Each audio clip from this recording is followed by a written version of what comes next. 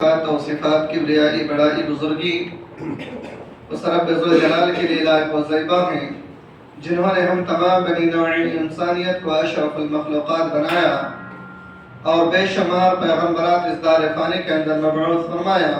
جن میں سے ہماری آخری نبی تاجدار مدنی جناب محمد اکرم صلی اللہ علیہ وسلم ہیں، جن پر لاکھوں کروڑوں درود و سلام ہو۔ اللہم صلی علی محمد وعلى آل محمد كما صليت على إبراهيم وعلى آل إبراهيم إنك حميد مجيد اللهم بارك على محمد وعلى آل محمد كما باركت على إبراهيم وعلى آل إبراهيم إنك حميد مجيد۔ محترم سامعین کرام و سامعات، معزز بزرگ و دوست اور ماں بہنوں، خطبہ مسنونہ میں قرآن حکیم کی چند آیتیں کریمہ آپ کے سامنے ہم نے تلاوت کی ہیں اور ایک حدیث آپ کے سامنے تلاوت کی ہیں۔ جس مناسبت سے آپ کے سامنے آج میں اس بہترین کتاب کے فضائل کے بارے میں ذکر کرنے والا ہوں جس کا نام ہے قرآن مجید۔ میرے بھائیوں، قرآن مجید دنیا میں ایک ایسی کتاب ہے جس کتاب کے اندر ایک نقطے کے بارے میں بھی کوئی انسان ایسا نہیں کہہ سکتا ہے کہ اس میں کچھ کمی اور بیشی ہے۔ اس کتاب کے بارے میں اللہ رب العالمین نے خود ذمہ داری لی ہے۔ دنیا میں اللہ رب العالمین نے قرآن مجید سے پہلے بھی کئی ساری آسمانی کتابیں نازل فرمائی۔ ان تمام کتابوں کے بارے میں اللہ رب العالمین نے یہ نہیں فرمایا کہ میں اس کی حفاظت کی ذمہ داری لیتا ہوں۔ وہ تمام کی تمام کتابوں کو اللہ رب العالمین نے ایک وقت تک کے لیے بھیجا تھا، وحی کیا تھا۔ جب اس کا وقت ختم ہو گیا پھر اس کتاب کا بھی خاتمہ ہو گیا، لیکن اس پر ہمیں ایمان رکھنا ہے کہ اللہ رب العالمین نے قرآن مجید سے پہلے بھی کئی ساری کتابیں نازل فرمائی ہیں، اس پر ہمیں ایمان رکھنا ہے۔ لیکن اللہ رب العالمین نے قرآن مجید کو نازل فرمانے کے بعد اس کتاب کی ذمہ داری خود اللہ رب العالمین نے لی ہے کہ اِنَّا نَحْنُ نَزَّلْنَا الذِّكْرَ وَإِنَّا لَهُ لَحَافِظُونَ، کہ اس کتاب کو ہم نے ہی نازل فرمایا ہے اور اس کی حفاظت کی ذمہ داری بھی میری ہے۔ گویا کہ اس کتاب کے اندر اگر کوئی شخص ذرہ برابر بھی اگر نقطہ چینی کرنے کی کوشش کرے تو وہ انسان یا تو اللہ کا منکر ہو جائے گا، اللہ کے رسول کے منکر ہو سکتا ہے، کیونکہ اللہ رب العالمین خود اس بات کا وعدہ کر رہا ہے اور ذمہ لے رہا ہے کہ اس کتاب کی ذمہ داری میرے اوپر ہے، اس کتاب کی حفاظت کیسے کرنی ہے یہ میرے اوپر ہے۔ خود اللہ رب العالمین بیان فرماتا ہے اور اللہ رب العالمین جھوٹا نہیں ہو سکتا۔ تو اللہ رب العالمین کی بات پکی ہے، سچی ہے، اور یہ کتاب بھی سچی ہے جس میں ذرہ برابر بھی کوئی کمی اور بیشی نہیں ہے۔ میرے بھائیوں، دنیا میں انسان جب گمراہی اور ضلالت میں بھٹکے ہوئے تھے اور ضلالت و گمراہی کے کنارے پر آ چکے تھے، اس وقت اللہ رب العالمین نے اس روئے زمین پر جہاں پر اللہ کا نام لینے والا بھی کوئی نہیں، جس روئے زمین کو اللہ رب العالمین نے سب سے بہترین زمین قرار دیا، اس پورے روئے زمین کے اندر سب سے بہترین زمین جس زمین کو اللہ رب العالمین قرار دیا،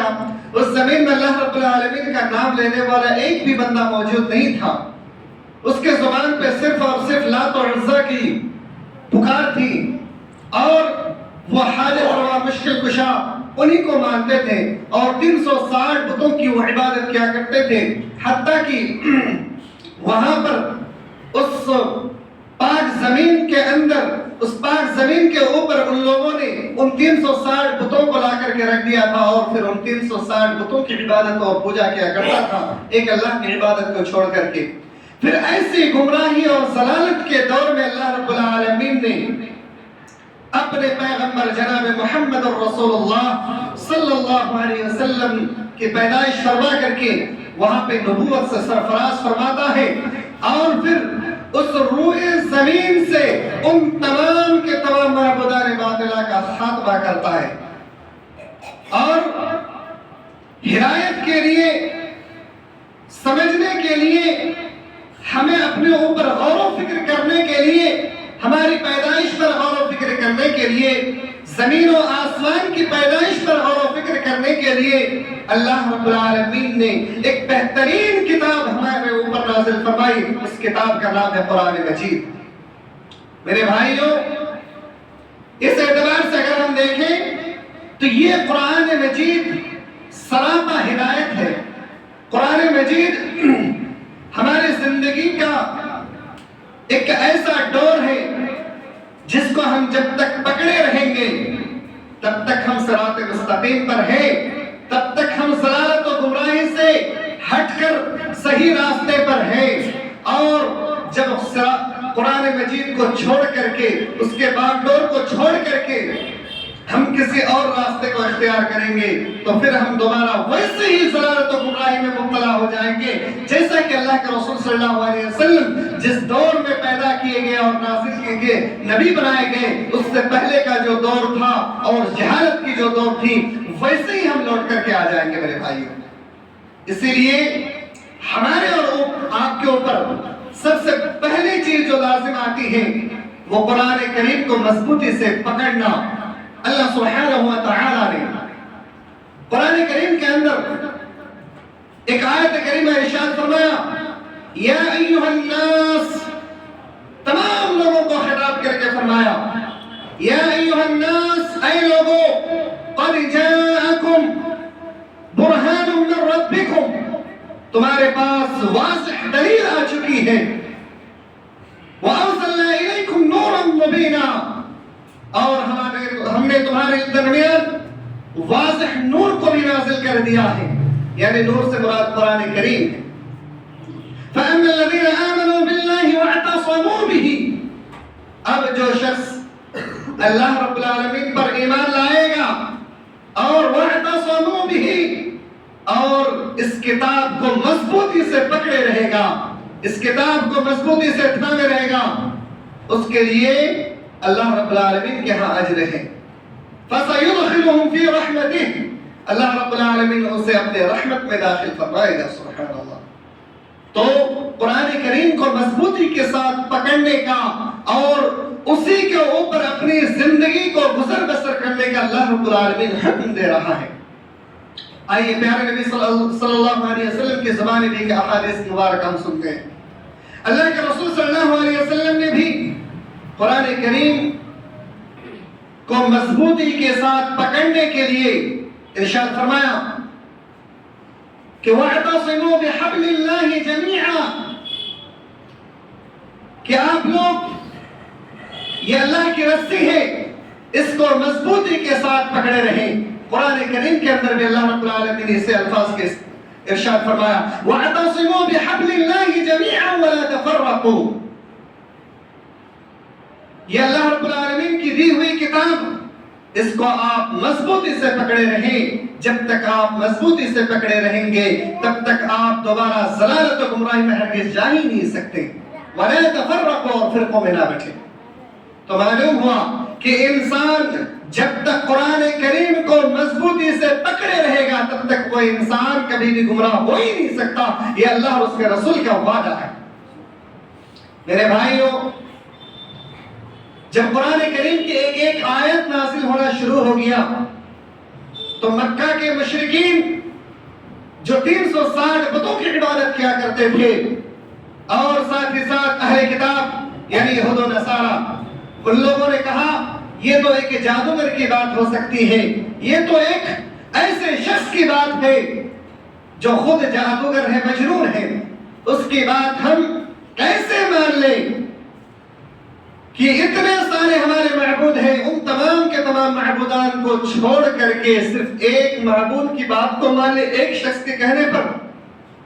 ان لوگوں کو بڑا گرا گزرتی تھی میرے بھائیوں۔ پھر ان لوگوں نے کہا یہ جو تم بیان کرتے ہو قرآن کہہ کر کے کہ اللہ کا کلام ہے، اللہ کا کلام ہے، یہ تو ایک جادو کی کتاب ہے اور یہ تم خود سے گڑھ کر کے تم لوگوں کے سامنے بیان کرتے ہو، اور تمہارے پاس ایک ایسی جادو ہے جس کے ذریعے سے تم لوگوں کے اوپر حاوی ہو جاتے ہو، یعنی لوگوں کو تم جیسے جیسے کہتے ہو لوگ تمہاری باتوں کو مان لیتے ہیں، تمہاری باتوں کی تاثیر ہو جاتی ہے۔ لوگ اس طرح کے الفاظ کہنے لگے۔ پھر اللہ رب العالمین نے قرآن حکیم کے اندر ایک آیت کریمہ نازل فرمایا اور تمام انسانیت کو چیلنج کر دیا کہ بتاؤ اگر یہ اللہ کا کلام نہیں ہے، اس نبی کی خود کی بنائی ہوئی کتاب ہے تو تمام کے تمام لوگوں کے لیے چیلنج ہے. قُلْ لَئِنِ اجْتَمَعَتِ الْإِنسُ وَالْجِنُّ عَلَىٰ أَن يَأْتُوا بِمِثْلِ هَٰذَا الْقُرْآنِ. فرمایا کہ تمام انسانوں جناتوں سے آپ کہہ دیجئے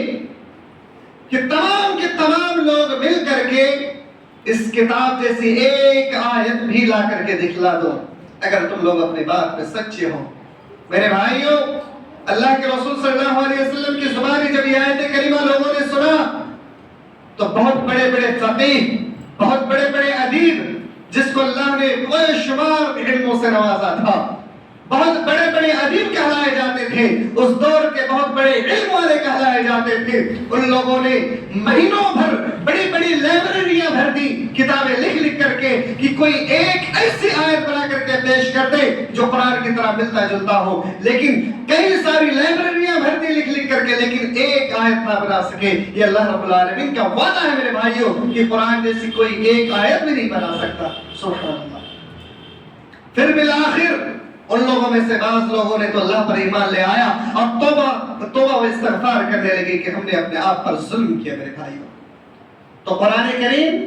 ایک ایسی کتاب ہے جس کے بارے میں اللہ رب العالمین نے خود وعدہ کیا کہ اس کو ہم نے ہی نازل فرمایا ہے اور اس کتاب کی حفاظت کی ذمہ داری بھی میری ہے، اور اس کتاب میں ذرہ برابر بھی کوئی شک نہیں ہے کہ اللہ رب العالمین کی کتاب ہے. لا ریب فیہ، اس کتاب میں ذرہ برابر بھی شک نہیں ہے. اور نہ تو یہ کسی نبی کی بات ہے اور نہ تو کسی مجنون کی بات ہے، بلکہ یہ اللہ رب العالمین کا کلام ہے. اس میں جو بھی باتیں کہی جاتی ہیں وہ تمام کے تمام باتیں انسانوں کو ضلالت و گمراہی سے نکال کر کے صراط مستقیم پر لانے کے لیے کہی جاتی ہیں. اللہ رب العالمین نے صراط مستقیم کے حوالے سے ایک آیت کریمہ ارشاد فرمایا وَأَنْتَ هَذَا صِرَاطِي مُسْتَقِيمًا، کہ یہ میرا راستہ ہے اور یہ سیدھا راستہ ہے. یعنی قرآن کریم میں جو راستہ بتلایا گیا ہے وہ اللہ رب العالمین کا راستہ ہے اور یہ سیدھا راستہ ہے. اس راستے کو انسان اگر چھوڑ دے تو پھر گمراہ ہو جائیں گے، بھٹک جائیں گے. میرے بھائیوں، اللہ کے بتائے ہوئے راستے پھر کیا ہے؟ یہ ہے اللہ کے بتائے ہوئے راستہ کہ اللہ رب العالمین نے قرآن کریم میں جن جن چیزوں کو ہمارے اوپر حرام کیا ہے ان تمام کے تمام چیزوں کو چھوڑ دینا ہے، اور جن چیزوں کو اللہ رب العالمین نے ہم پر حلال کیا ہے ان تمام چیزوں کو اپنا لینا ہے. یہی ہے صراط مستقیم. اللہ کے رسول صلی اللہ علیہ وسلم ہمیں اور آپ کو جو دعوت و تبلیغ کرتے تھے، اسلام کو پھیلاتے تھے، تو اللہ رب العالمین کی صرف ایک دعوت تھی، اے لوگوں حلال چیزوں کو اپنا لو، حرام چیزوں کو چھوڑ دو. حلال چیز یہی ہے کہ اللہ رب العالمین ایک ہے اور اللہ نے جن جن چیزوں کو تمہارے اوپر کھانے سے لے کر کے پہننے تک جن چیزوں کو حلال کیا ہے ان کو اپنا لو، اور جن چیزوں کو اللہ نے حرام کیا اس کو چھوڑ دو. یہ اللہ کے رسول صلی اللہ علیہ وسلم کی تعلیم تھی. اور ساتھ ہی جتنے بھی انبیاء کرام اس دار فانی کے اندر آئے ان تمام کے تمام نبیوں کا بھی یہی دعوت تھی کہ آپ اللہ رب العالمین پر ایمان لے آئیں اور اللہ نے جن چیزوں کو حلال کیا اس کو حلال سمجھ لیں اور اس پر عمل کریں، اور جن چیزوں کو اللہ نے حرام قرار دیا اس کو چھوڑ دیں. میرے بھائیوں، یہ قرآن کریم کے بارے میں چند باتیں تھیں. اب آتے ہیں کہ قرآن کریم کی تاثیر جب اللہ کے رسول صلی اللہ علیہ وسلم پڑھ کر کے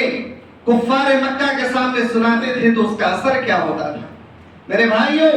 وہی لوگ جن لوگوں نے دن میں یہ کہا کرتے تھے کہ یہ تو جادوگر ہے، یہ تو خود سے کہہ کر کے اپنی طرف سے باتوں کو لوگوں کے سامنے بیان فرماتے تھے،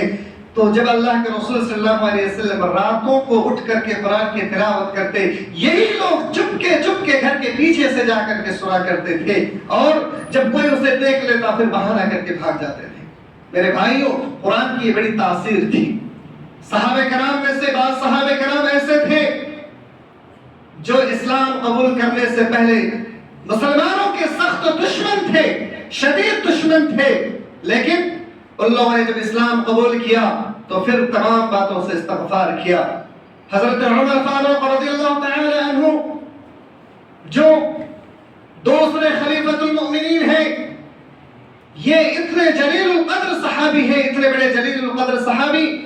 کہ انہوں نے اسلام قبول کرنے سے پہلے اسلام کا نام لینے والے کو تو دور کی بات، اللہ کے رسول صلی اللہ علیہ وسلم تک کو قتل کرنے کا منصوبہ بنا لیا۔ ایک دفعہ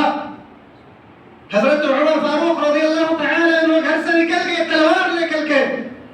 کہ چلو آج محمد کا خاتمہ ہی کر دیتے ہیں۔ بڑا چرچا سننے کو ملتا ہے کہ محمد ایک نئے دین کو پھیلاتا ہے، ہمارے جو آبائی دین ہے اس کو وہ انکار کرتے ہیں اور ایک نئے دین کو لوگوں کے درمیان وہ پھیلا رہے ہیں، چلو محمد کا ہی خاتمہ کر دیتے ہیں۔ نکل پڑتے تلوار نکال کر کے، اور پھر راستے میں چلتے ہوئے ایک صحابی سے ملاقات ہوتی ہے۔ فرمایا عمر کدھر جا رہے ہو؟ اس نے کہا کہ میں محمد کو قتل کرنے کے ارادے سے جا رہا ہوں۔ پھر اس شخص نے کہا اے عمر تم محمد کو قتل تو کرنے کے لیے جا رہے ہو، کیا تم بنو ہاشم سے اور بنو زہرا سے بچ سکتے ہو؟ اور سنو، تم جس محمد کو قتل کرنے کے لیے جا رہے ہو اس کو تو چھوڑو، ابھی تم اس سے بھی بڑی بات سن لو کہ تمہارے خود کے بہن اور بہنوئی بھی اسلام قبول کر چکے ہیں، اس کا تم کیا کرو گے؟ جو تمہارے خود کے خاندان کے ہیں، تم دوسروں کے خاندان کو چھوڑو، تمہارے خاندان والے اسلام قبول کر چکے ہیں، تم اس کا کیا کرو گے؟ حضرت عمر اور مزید غصے میں آ جاتے ہیں اور غصے میں آ کر کے اپنے بہن اور بہنوئی کے گھر میں جیسے ہی پہنچتے ہیں دیکھتے ہیں حضرت خباب رضی اللہ تعالی عنہ سورہ طٰہٰ کی تلاوت کر کے ان لوگوں کو سکھا رہے ہیں۔ تو اتنے میں آ کر کے حضرت عمر فاروق رضی اللہ تعالی عنہ اپنے بہنوئی کو پکڑ کر کے زور زور سے مارنا شروع کر دیتے ہیں، پیٹنا شروع کر دیتے ہیں، حتیٰ کہ بہن اور بہنوئی کو دونوں کو پیٹ کر کے لہولہان کر دیتے ہیں۔ بالآخر وہ شرمندہ ہوتے ہیں اور کہتے ہیں میری بہن ذرا مجھے بھی وہ چیز پڑھ کر کے سناؤ جو تم پڑھ رہی تھی، کیونکہ مارنے سے پہلے گھر سے باہر دروازے سے وہ کھڑے ہو کر کے سورہ طٰہٰ کی آیتوں کو سن چکے تھے، اس کی تاثیر اس کے دلوں میں پہلے ہی ہو چکی تھی۔ پھر حضرت عمر فاروق رضی اللہ تعالی عنہ کی بہن بتلاتی ہیں کہ آپ ابھی ناپاک ہیں، چل کر کے پہلے غسل کر لیں، غسل کرنے کے بعد پھر میں وہ نسخہ آپ کو دے سکتی ہوں۔ پھر وہ نسخہ حضرت عمر فاروق رضی اللہ تعالی عنہ کے ہاتھ میں دیتے ہیں، وہ پڑھتے پڑھتے آنسوں کو بہانے لگتے اور کہتے ہیں کہ یہ کلام سب سے بہترین کلام ہے اور سب سے معزز کلام ہے، اس سے بہترین کلام کوئی ہو ہی نہیں سکتے۔ سبحان اللہ، وہی انسان جو پہلے اسلام کا سب سے بڑا دشمن تھا، اب اسلام قبول کرنے کے بعد اس کلام کو سننے کے بعد کہنے لگا کہ اسلام بڑا ہی پاکیزہ اور یہ کتاب بھی بڑا ہی معزز کتاب ہے۔ پھر اللہ کے رسول صلی اللہ علیہ وسلم کی خدمت میں حاضر ہو کر اسلام قبول کر لیتے ہیں۔ میرے بھائیوں، یہ حضرت عمر رضی اللہ تعالی عنہ۔ اسی طریقے سے ایک بڑی ہی معروف و مشہور صحابی کا نام سنے ہوں گے، حضرت اسعد بن حضیر رضی اللہ تعالی عنہ۔ اللہ رب العالمین نے انہیں بھی بڑے معجزات سے نوازا ہے۔ یہ بھی جب اسلام قبول کرنے سے پہلے ان کے پاس دو صحابی آتے ہیں، حضرت مصعب بن عمیر رضی اللہ تعالی عنہ ہجرت کرنے سے پہلے مدینہ آتے ہیں اور سعد رضی اللہ تعالی عنہ کو اپنے ساتھ لے کر کے حضرت اسعد اور حضرت اسعد بن حضیر دونوں کے پاس پہنچتے ہیں اور پہنچ کر کے کہتے ہیں کہ ہم اسلام کے بارے میں آپ سے کچھ باتیں کرنے کے لیے آئے ہیں۔ حضرت اسعد بن حضیر رضی اللہ تعالی عنہ کہتے ہیں تم اپنی اس بات سے پھر جاؤ اور یہاں سے واپس لوٹ کر کے چلے جاؤ، نہیں تو پھر تمہارا انجام برا ہی ہونے والا، اچھا نہیں ہوگا۔ پھر دھمکاتے ہیں، مارنے کی دھمکی اور اپنے آبائی وطن سے مدینہ سے نکالنے کی دھمکی دی جاتی ہے۔ پھر حضرت حضیر رضی اللہ تعالی عنہ کہتے ہیں، حضرت مصعب رضی اللہ تعالی عنہ کہتے ہیں میرے بھائی میں جس بات کو لے کر کے آپ کے پاس آیا ہوں ذرا اس بات کی طرف بھی ذرا غور کر لیجئے، اس کو بھی سن لیجئے۔ حضرت مصعب رضی اللہ تعالی عنہ حضرت اسعد بن حضیر رضی اللہ تعالی عنہ کو اسلام کی دعوت دیتے ہیں اور قرآن کی چند آیتیں پڑھ کر کے سناتے ہیں، وہ بھی اپنے دل کو نرم کر بیٹھتے ہیں اور پھر اسلام قبول کر لیتے ہیں۔ یہ وہی صحابہ ہے میرے بھائیوں جو اسلام قبول کرنے کے بعد اتنا زیادہ اسلام سے متاثر ہوا کہ وہ انسان اسی کلام کو سننے سے پہلے دور بھاگتا تھا کہ اس کلام کو میں نہیں سن سکتا، اس سے مجھے نفرتیں ہوتی ہیں، لیکن جب اسلام قبول کیا تو یہ وہی صحابی ہے جو پوری رات قرآن کریم کی تلاوت کیا کرتا تھا، حتیٰ کہ ایک دن ایسا بھی آ گیا حضرت اسعد بن حضیر رضی اللہ تعالی عنہ اپنے گھر میں قرآن کی تلاوت کر رہے ہیں، آسمان سے فرشتے بھی نازل ہو گئے تھے اس کی تلاوت کو سننے کے لیے۔ سبحان اللہ، آسمان سے فرشتے نازل ہو گئے میرے بھائیوں۔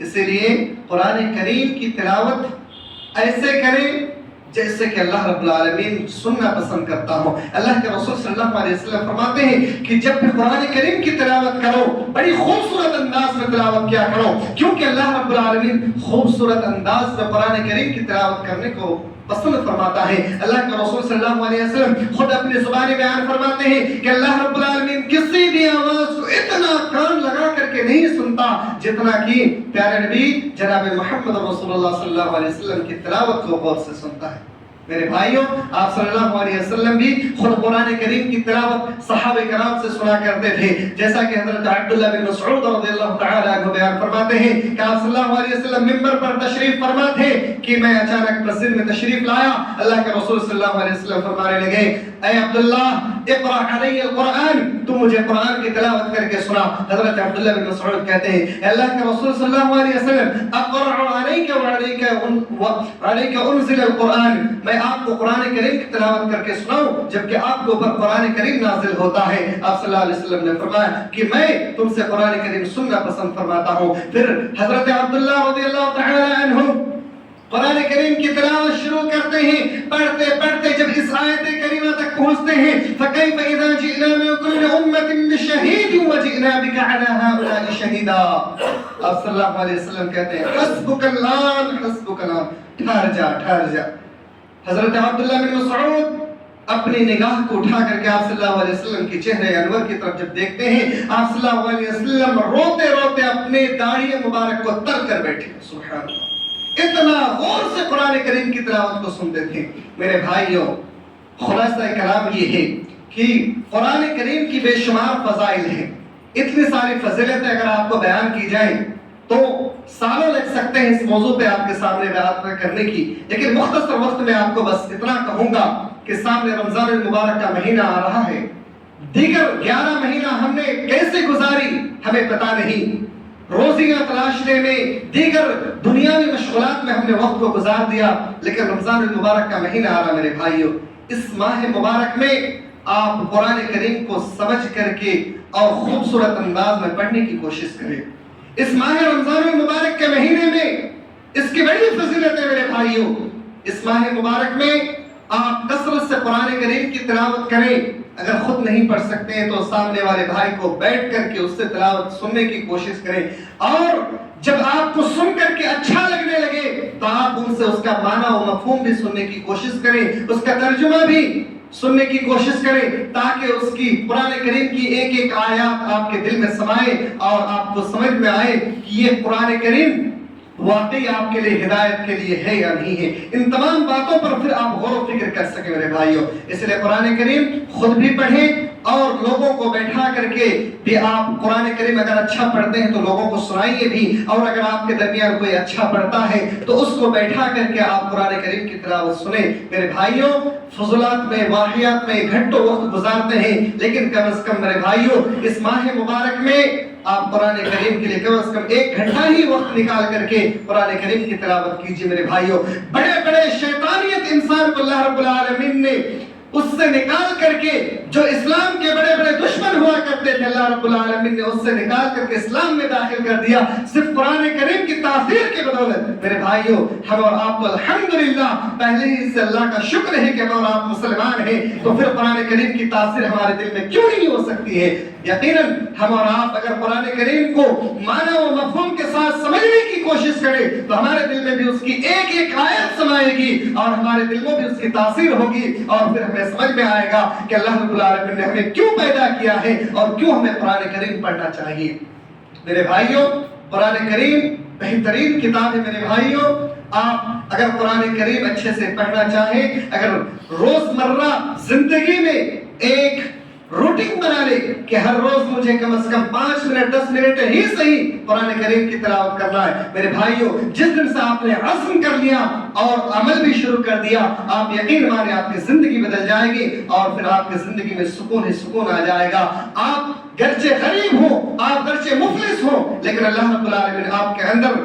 ایک ایسا سکون و اطمینان عطا فرمائے گا کہ آپ لاکھوں کروڑوں روپیوں کے اوپر بیٹھنے سے سونے سے آپ کو اطمینان اور سکون نہیں مل سکتا۔ میرے بھائیوں، اس لیے قرآن کریم کو سنیں اور اس پہ غور و فکر کرنے کی کوشش کریں کہ اللہ رب العالمین اس کتاب کو ہمارے لیے کیوں نازل فرمایا ہے اور کیوں پڑھنا چاہیے، ان تمام کی تمام چیزوں پر غور و فکر کرنے کی کوشش کیجیے۔ میرے بھائیوں، آخر میں اللہ رب العالمین سے دعا ہے کہ رب العالمین ہم تمام امت مسلمہ کو قرآن و حدیث کو صحیح سے پڑھنے اور اس پر عمل کرنے کی توفیق عطا فرما۔ الہ العالمین، آج اس مسجد میں ہم لوگ جتنے بھی بیٹھے ہیں، یا اللہ، ساتھ ہی جتنے بھی مومنین بھائی اور مائیں بہنیں ہیں، ان تمام لوگوں کی مغفرت فرما۔